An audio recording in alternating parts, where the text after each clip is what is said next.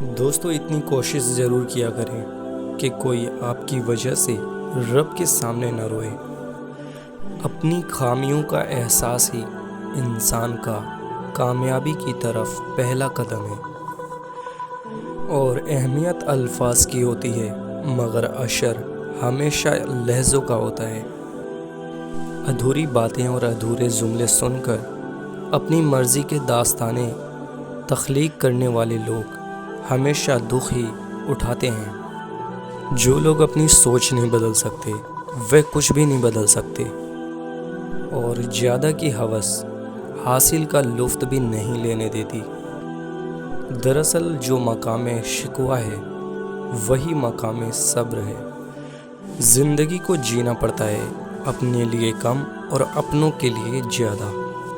صحن کی دیوار نے تبدیل رشتے کر دیے، دیکھتے ہی دیکھتے بھائی پڑوسی ہو گئے۔ دوستو، بہترین انسان وہ ہے جس کا وجود دوسروں کے لیے فائدہ مند ہو۔ اپنی ذہنی سکون کے لیے 3 چیزیں مختصر رکھیں: الفاظ، توقعات اور لوگ۔ گھر چھوٹا ہو یا بڑا، مٹھاس نہ ہو تو انسان تو دور کی بات چینٹیاں بھی نہیں آتی۔